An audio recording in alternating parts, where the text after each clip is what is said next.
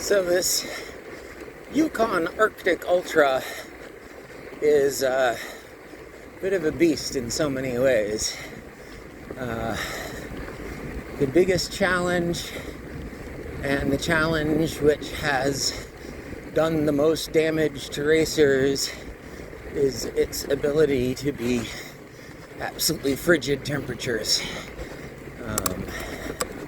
So we're talking highs in minus 40s, lows don't want to talk about. I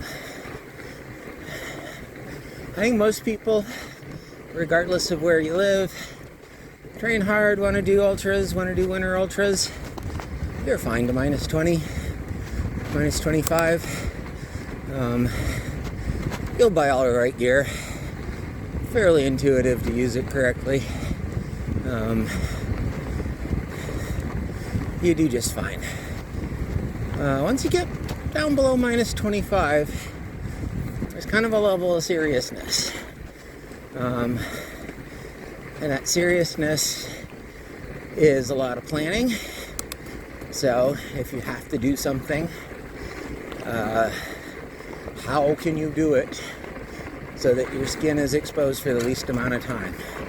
If you absolutely positively need to use your fingertips for something, what's the fastest way you can use them and get them back in your glove and getting them warmed up? I like to wear a thin work glove all the time. My over mitts fit on over top of them, so I never really have to take them off.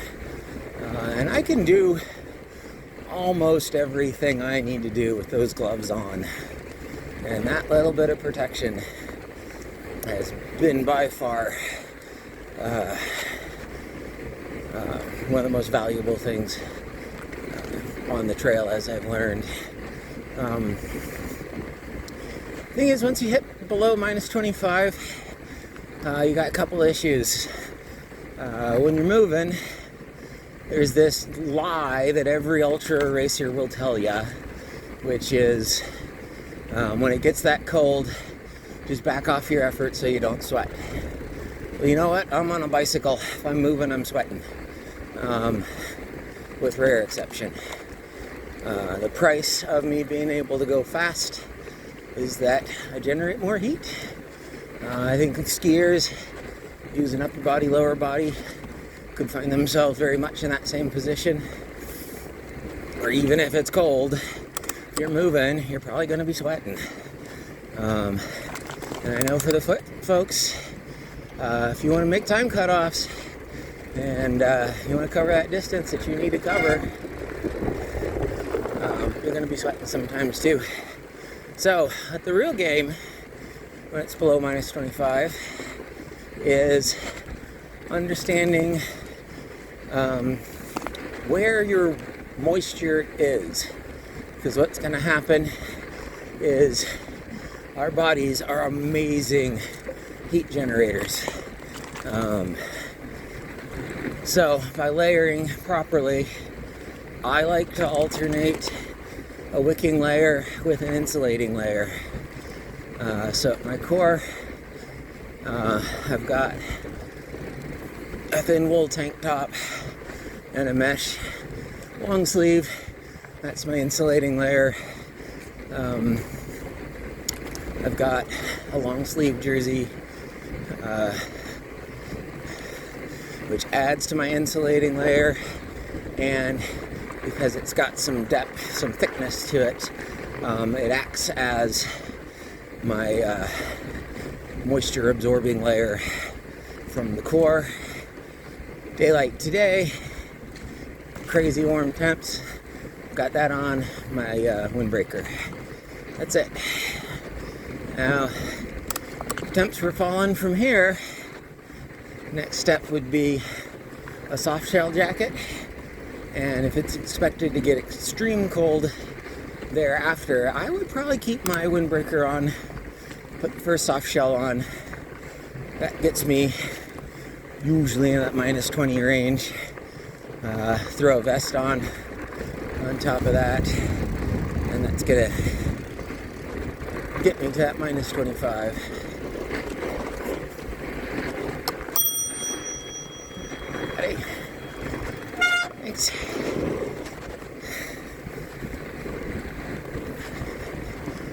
Thereafter, as we're approaching minus 30s, I have some choices to go for a bigger insulation and then the vest, or do I do a jacket, another soft shell jacket to give me some extra absorption. So what's going to happen, those frigid temps, is you're going to be pedaling along, chugging along, creating heat. That heat, your body's going to give off moisture just because it's working. Your heat's going to put that moisture into your first insulator. And hopefully, next step, because you've got a little bit of a wicking barrier and then another insulator, that moisture that's next to your skin is going to want to go out to that outer layer where it can be held. And once we're minus 25 and below, that moisture is going to want to freeze someplace. So the real game is putting a layer, a sandwich of a wicking and an insulating and a wicking layer between you and wherever your moisture is freezing. One of the hard things is noticing when you're getting cold, because we all run pretty damp as we're working hard anyways. And what's going to happen is you'll notice that your arms are feeling wetter than they did.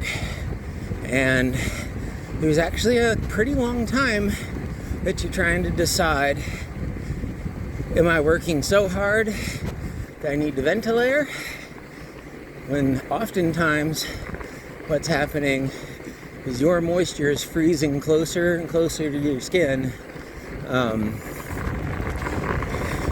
That's why you're feeling wet. And that's what it's really telling you. It's time to put on more layers. So, starting to feel wet, good warning sign. It's time to put another layer on.